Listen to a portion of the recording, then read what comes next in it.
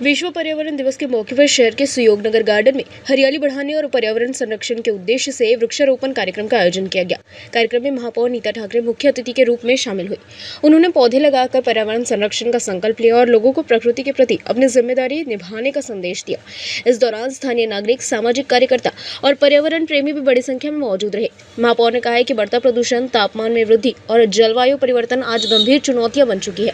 In समस्याओं से निपटने के लिए अधिक से अधिक वृक्षारोपण जरूरी है। उन्होंने नागरिकों से अपने घर, मोहल्ले और सार्वजनिक स्थलों पर पौधे लगाने तथा उनकी नियमित देखभाल करने की अपील की है।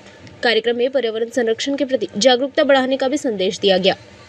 आज जागतिक पर्यावरण दिवस आहे। आपल्याला सर्वांना माहिती आहे, महानगरपालिकेच्या तर्फे शहरात अनेक ठिकाणी, विविध ठिकाणी वृक्षारोपणाचा कार्यक्रम घेतला जातो आहे। आज घडीला अगदी सगळेच्या सगळे वृक्ष आपण लावणार असं नाही, 5 लाख वृक्ष लावण्याचा महानगरपालिकेचा मानस आहे, म्हणजे निश्चित ठरलेला आहे। त्यातली सुरुवात सिंबॉलिक पद्धतीने आजच्या दिवशी होते आहे। आजच्या या कार्यक्रमाला माननीय अध्यक्ष दयाशंकर तिवारी, अनिलजी सोले, संजयजी भेंडे, माननीय आमदार रितेशजी गावंडे, सर्व नगरसेवक, संदीपजी गवई, सगळे नगरसेवक आणि सर्व पदाधिकारी आणि सामान्य सगळे लोकसुद्धा या ठिकाणी वृक्षारोपणाला एकत्रित आलेले आहे।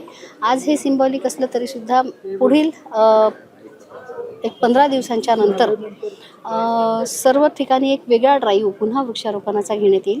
महानगरपालिकेच्या माध्यमातून 5 ते 21 जूनपर्यंत एक स्वच्छता आणि वृक्षारोपण अशा टाईपचा एक कार्यक्रम जो पर्यावरणासाठी आणि स्वच्छतेसाठी राबवला जातो आहे, जो दर दिवशी आपण पेपरला, वर्तमानपत्रांमध्ये आणि मोदीजींनी सुद्धा असं म्हटलंय की एक पेड माँ के नाम। तर हे वृक्षारोपण करत असताना त्या प्रत्येक वृक्षाची जबाबदारी कुणाला तरी आपण फिक्स करून देणार आहे। जे वैयक्तिक स्वरूपात असतील ते वैयक्तिक करतील, जे संघटनेला कुठल्या तरी संस्थांना दिले असेल त्या संस्था त्या ठिकाणी त्या गोष्टीची काळजी घेतील। शिवाय महानगरपालिकेच्या माध्यमातून या सर्व वृक्षांचं जे आपण लावतोय त्या सर्व वृक्षांचं जिओ टॅगिंग सुद्धा करण्यात येणार आहे। त्याच्यामुळे त्याची नेमकी माहिती मिळणार आहे आणि महानगरपालिकेमध्ये खरं म्हणजे हरित जे असतील त्याच्यावर टॅक्समध्ये आपण रिबीट देत असतो, खरं पाहिलं तर 5%। त्याही गोष्टीचा एक वेळा ठळकपणे आपण एकदा तेही पुन्हा जाहीर करणार आहे की ते रिबीट सर्वांनी घ्यावं आणि समजा ते रिबीट घेत नसेल याचा अर्थ त्यांनी झाडांच्या संदर्भाने तशा प्रकारचं काम केलेलं नाही आहे, तर त्यावर शास्ती लावण्यात येऊ शकते का, या संदर्भाने सुद्धा